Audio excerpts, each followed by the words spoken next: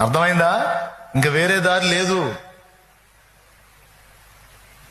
క్రీస్తుకు ముందున్నటువంటి వాళ్ళు చనిపోయిన వాళ్ళకి యేసు రక్తమే ఆధారం. క్రీస్తు టైంలో ఉండి చనిపోయిన వాళ్ళకి యేసు రక్తమే ఆధారం. క్రీస్తు తర్వాత భవిష్యత్తులో ఉండే మనకు కూడా, మన తర్వాత వచ్చే వాళ్ళకు కూడా యేసు రక్తమే ఆధారం. మన సాక్షిని శుద్ధి చేయును మన యేసయ్యా రక్తము.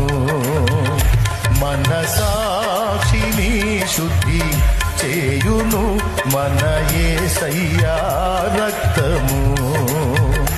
మన శిక్షను తొలగించెను, సంహారమునే తప్పించెను. మన శిక్షను తొలగించెను,